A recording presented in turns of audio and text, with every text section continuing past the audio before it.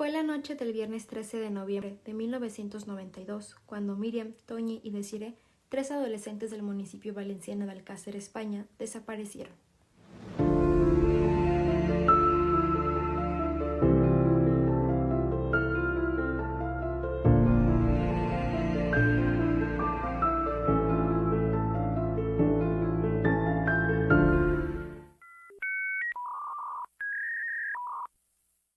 Miriam García Ibarra, de 14 años, María Deseada Hernández Folch Desiree, de la misma edad, y Antonia Gómez Rodríguez Toñi, de 15 años, eran 3 amigas del municipio valenciano de Alcácer.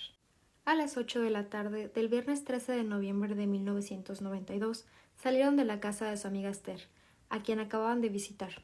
Su intención era dirigirse a la discoteca Color, situada en las afueras del municipio colindante de Picancet, antes de su cierre a las 10. Miriam había llamado a su casa para saber si su padre las podía llevar, como era habitual, pero este había llegado del trabajo con fiebre y estaba en la cama. A su vez, Esther también decidió quedarse en casa por la gripe que tenía. Nunca imaginó que esto salvaría su vida. Para llegar a la discoteca había que recorrer una carretera que enlazaba los dos municipios, los cuales se encontraban separados entre sí por 2 kilómetros aproximadamente. La última parte del trayecto era oscura y desolada. En esa época era habitual ver a los jóvenes de las poblaciones cercanas hacer autostop, por lo que en la noche las chicas decidieron trasladarse a la discoteca de este modo, pero desaparecieron antes de llegar a su destino. Cuando se dieron las 10 de la noche, las familias de las muchachas esperaron su regreso a casa, pero jamás volvieron. El hecho de que solo se habían ido con lo puesto y casi sin dinero descartaba la idea de una huida voluntaria y empezaba a alimentar la teoría de un rapto. La búsqueda comenzó al día siguiente de su desaparición. Aún así, no estuvo exenta de incidentes. Ese mismo domingo, 2 voluntarios de protección civil de 26 y 35 años que estaban participando en las labores de búsqueda por los barrancos de Picancet fueron arrollados por un todoterreno. El más joven murió en el acto, mientras su compañero fue ingresado en el hospital debido a un traumatismo craneoencefálico y 14 fracturas en las piernas. Por suerte, se logró recuperar, pero le quedaron varias secuelas.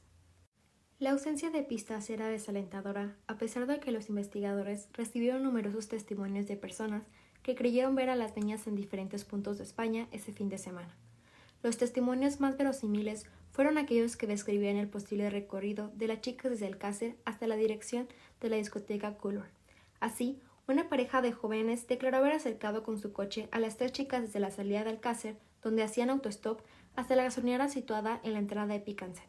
En Picancet, un chico de Alcácer que regresaba de Color dijo haberlas visto mientras caminaban en dirección a la discoteca.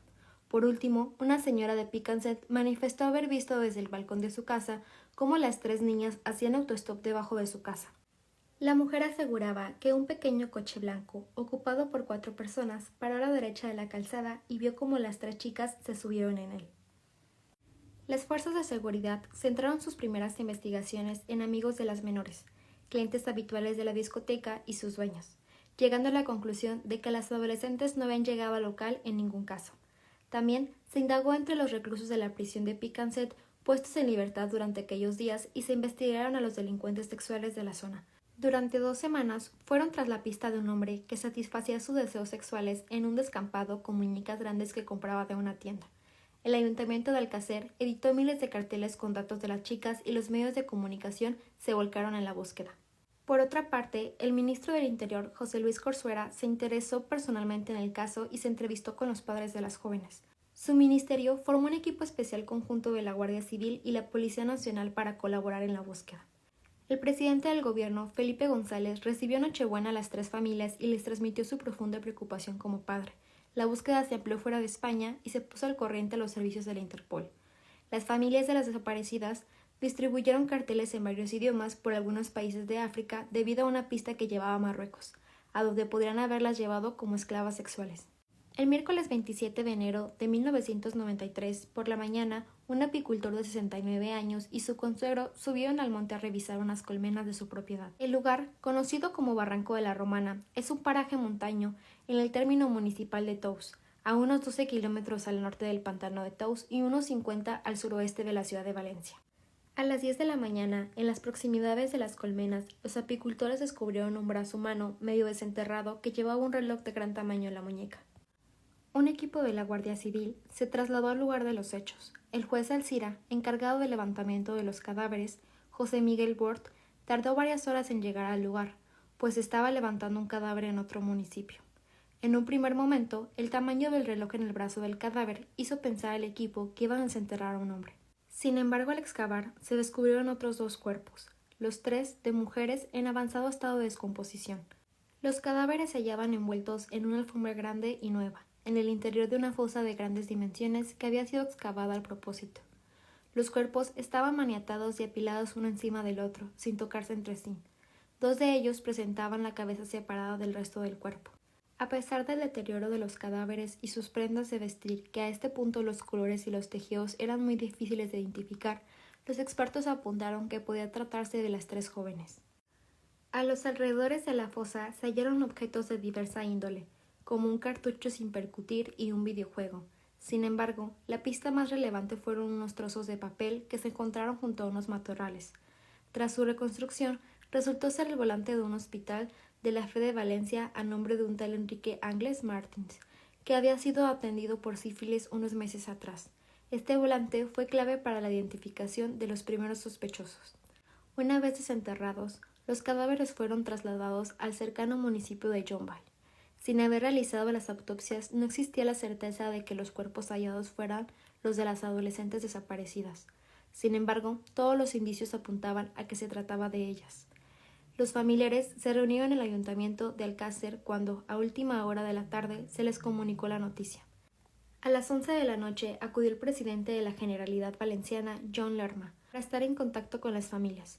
Poco antes de la medianoche, los cuerpos fueron trasladados al Instituto Anatómico Forense de Valencia, donde permanecieron toda la noche antes de que se les practicase la autopsia. 3 días después de la aparición de los cadáveres de las 3 niñas, tuvo lugar el funeral y posteriormente el entierro en el cementerio municipal de Alcácer.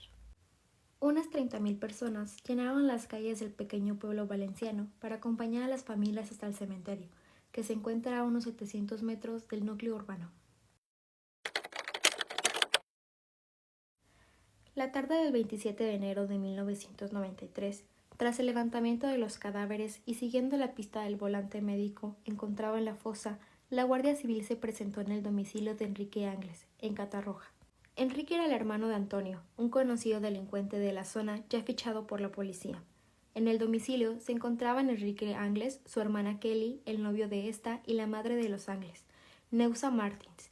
Los 3 primeros fueron enviados al cuartel de Patraix para posteriormente proceder al registro de la vivienda. Durante el registro llegaron otros hermanos de Enrique Angles, Mauricio y Ricardo, acompañados de un amigo, Miguel Ricard, alias El Rubio. Un guardia civil reconocía a este último como el compañero de fechorías de Antonio y también fue llevado al cuartel en calidad de testigo. Enrique Angles presentaba discapacidad intelectual. Las investigaciones concluyeron que el volante a su nombre encontrado en la fosa por la tarde fue realmente prescrito a su hermano Antonio, que había suplantado su identidad en el hospital. Enrique fue puesto en libertad esa noche y se inició la búsqueda de Antonio Angles. Los cuerpos de seguridad no consiguieron hallar el paradero de Antonio Angles, que había emprendido su huida desde el primer momento. Una de las primeras pistas le situaba el viernes 29 de enero de 1993 en una peluquería de Valencia. Los dueños del negocio alertaron a la policía después de haber atendido a un cliente que había acudido para que le quitaran el rubio teñido del pelo y que coqueteaba con las empleadas. A pesar de la fuerte colaboración ciudadana, ninguna pista posibilitó su captura. Miguel Ricard realizó una declaración voluntaria cerca de la medianoche del 27 de enero. Debido a las contradicciones en las que incurrió, su amistad con Antonio Angles y el hecho de que su coche coincidía con las descripciones de los testigos, Miguel Ricard pasó a estar detenido sobre las 5 de la madrugada. Horas más tarde, antes de la medianoche del 28 de enero, Ricard realizó su primera declaración como acusado ante la Guardia Civil, en la que confesó su participación en los crímenes. Ricard quedó en prisión preventiva. Confirmó su participación en otras 2 declaraciones realizadas los días 30 de enero y 2 de marzo. Miguel Ricard se autoincriminó en sus declaraciones de los días 28 y 30 de enero y 2 de marzo. Miguel explicó que la noche del 13 de noviembre de 1992, él y Antonio recogieron en un Opel Corsa a las 3 jóvenes cuando hacían autostop. En lugar de llevarlas a la discoteca Color como ellas pidieron, las llevaron a una caseta abandonada situada en el paraje montañoso del Barranco de la Romana. Durante esa noche y la madrugada, Las adolescentes permanecieron atadas a un poste de madera dentro de la caseta. Antonio Angles fue desatando de una en una a las adolescentes para violarlas con la ayuda de Miguel Ricard, que le sujetaba las piernas para minimizar el forcejeo. El propio Ricard violó a Desiree antes de que Angles la obligara a entrar a la caseta. Angles y Ricard hicieron un receso para desplazarse a un bar del municipio vecino de Catadau con el fin de comprar unos bocadillos para la cena. A la vuelta, Angles continuó con las violaciones y las vejaciones. Cuando terminaron, volvieron a atar a las adolescentes e intentaron dormir. Como éstas no paraban de llorar, Angles se levantó furioso y con un palo las golpeó repetidamente para que callasen. Unas horas más tarde, las obligaron a caminar a punta de pistola y a la luz de unas velas hasta una fosa que Antonio Angles había cavado unas horas antes a unos 400 metros de la caseta. Allí, Angles asesinó a las adolescentes de 2 tiros en la cabeza. Después envolvieron sus cadáveres en un trozo de moqueta y las enterraron.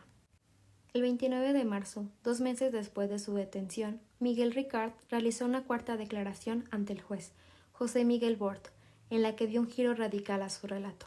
Negó su participación en los crímenes y aseguró que la Guardia Civil le había torturado para forzar su autoinculpación. Sin embargo, en esta nueva versión se contradecía con la opinión del médico forense que le reconoció tras su detención, que no apareció ninguna marca ni lesión en Ricard. Hasta la celebración del juicio, Ricard realizó 2 declaraciones más, el 3 de septiembre de 1993 y el 30 de septiembre de 1994, en las que mantuvo haber sido torturado. En su declaración del 30 de septiembre de 1994 ante José Miguel Bort, el juez que instruía el caso, Miguel Ricard acusó a 2 personas más de participar en el triple crimen. Estas eran Mauricio Angles, hermano de Antonio Angles, y otro hombre hasta entonces nunca mencionado, que Ricard apodó como el Nano. Esto reabrió las investigaciones en 2 frentes. Por un lado, la Guardia Civil debía encontrar al tal Nano y por otro lado, la Fiscalía de Menores debía investigar la implicación de Mauricio, menor de edad en aquella época. Por su parte, los propietarios del bar Parador, situado en Catadau, afirmaron en el juicio que la noche del crimen Ricard compró 3 bocadillos, una ensalada y bebidas mientras una persona le esperaba en la calle junto al coche, cuya estatura no coincidía con la de Antonio Angles, pero sí con su hermano Mauricio. Finalmente, la implicación de Mauricio Angles fue descartada tras no encontrarse restos biológicos suyos en el escenario del crimen. En marzo de 1993, un colaborador de la Policía Antidrogas de Portugal aseguraba haber convivido con Antonio Angles durante 2 semanas en la localidad costera de Caparica. Según este colaborador, Angles le robó el pasaporte con la intención de tomar un barco que le llevase a Brasil, su país de nacimiento. El 15 de marzo de 1993, la tripulación del barco mercante City of Plymouth encontró a bordo a un polizón portugués que al ser descubierto se lanzó al mar con un chaleco salvavidas. Este chaleco fue encontrado más adelante en la bocana del puerto sin rastro del polizón. Aunque su búsqueda no cesó, desde ese momento el rastro de Antonio Angles se perdió en el mar. En la actualidad, Antonio Angles aparece en la web de Interpol como una de las personas más buscadas del mundo. El juicio por el triple crimen de Alcácer se llevó a cabo en la sección segunda de la Audiencia Provincial de Valencia. Comenzó el lunes 12 de mayo de 1997 y se prolongó durante 49 sesiones hasta el 30 de julio de ese mismo año. Miguel Ricard, el único procesado, estaba acusado de rapto, violación, asesinato e inhumación ilegal de 3 menores. Por estos hechos, se enfrentaba a penas que oscilaban entre los 206 y los 245 años de prisión. Pero fue hasta el día viernes 5 de septiembre de 1997, 36 días después de la conclusión del juicio, que se dictó la sentencia por el triple crimen de Alcácer. Miguel Ricard fue condenado a 170 años de prisión por rapto, violación y asesinato con los agravantes de despoblado y ensañamiento. También se le impusieron las costas del juicio y una indemnización de 300 millones de pesetas para las familias de las víctimas.